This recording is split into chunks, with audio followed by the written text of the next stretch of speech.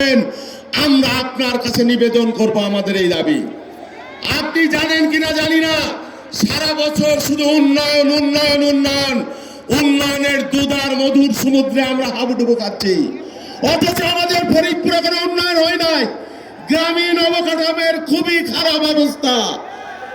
প্রিয় চেয়ারপারসন, আমরা স্পষ্টভাবে দাবি করি, আপনি আমাদের ফরিদপুরের উপরে যে বৈষম্য করা হয়েছে, আগামী দিনে আপনি আমাদের ফরিদপুরের সেই বৈষম্য দূরীভূত করে দেবেন।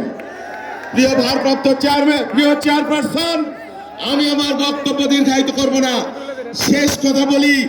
আমরা ফরিদপুর 4 আসনের মানুষ।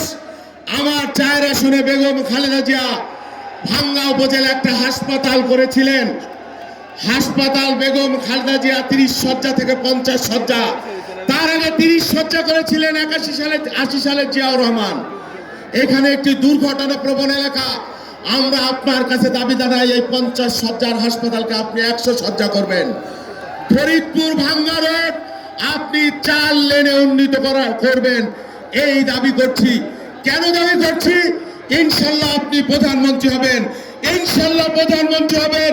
কয়েকদিন বাদে ইনশাল্লাহ প্রধানমন্ত্রী যার জন্য অপেক্ষা করেছিল আমাদের সেই প্রিয় নেতা, আমাদের বিএনপির চেয়ারপারসন, বাংলাদেশ জাতীয়তাবাদী দলের চেয়ারপারসন, বাংলাদেশি জাতীয়তাবাদের প্রতীক জনাব তারেক রহমান, আমার অভিভাবক জনাব তারেক রহমান, ফরিদপুরের অভিভাবক জনাব তারেক রহমান, শরীয়তপুরের অভিভাবক জনাব তারেক রহমান, ফরিদপুরের অভিভাবক জনাব তারেক রহমান, গোপালগঞ্জের অভিভাবক জনাব তারেক রহমান, রাজবাড়ির অভিভাবক জনাব তারেক রহমান।